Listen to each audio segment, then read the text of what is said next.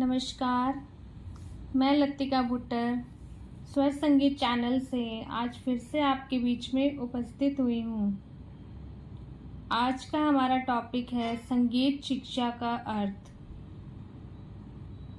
जब हम गंभीरतापूर्वक इस बात पर विचार करते हैं कि संगीत शिक्षा किसके लिए है, तो हमें ज्ञात होता है कि संगीत ज्ञान किसी वर्ग तथा जाति विशेष तक ही सीमित नहीं है। प्रत्येक व्यक्ति तथा प्रत्येक वर्ग को प्रत्येक अवस्था में संगीत की आवश्यकता रहती है। अतः इस विषय का ज्ञान समस्त स्त्री, पुरुष, बालक, युवा तथा प्रौढ़ों के लिए आवश्यक है।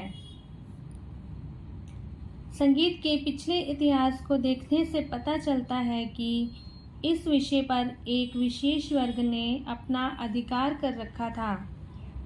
इससे संगीत को समाज में उचित स्थान नहीं मिल पाया।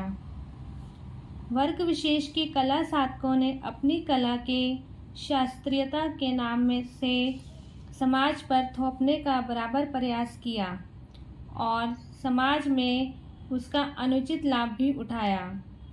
संगीत का प्रायोगिक पक्ष प्रबल रहने से संगीत शास्त्रियों का स्थान समाज में ही नहीं के समान बन गया।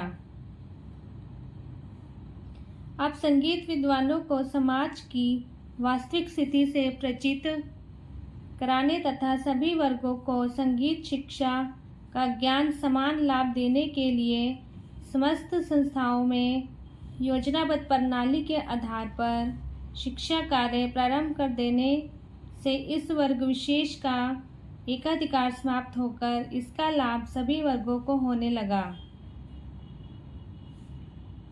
संगीत शिक्षा का अभिप्राय भी अन्य विषयों की शिक्षा के समान समाज कल्याण करना है, जिससे प्रत्येक व्यक्ति सुखी एवं आनंदपूर्वक जीवन व्यतीत कर सके। संगीत शिक्षा के लिए एक बात विशेष विचारनी है।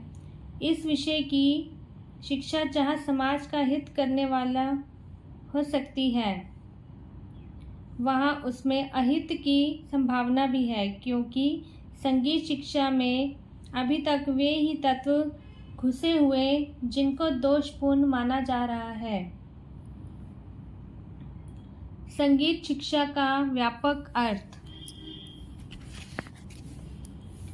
भारतीय परंपरा के अनुसार संगीत को मोक्ष प्राप्ति का सुगम साधन माना गया है। संगीत की साधना से मनुष्य का अज्ञान दूर हो जाता है।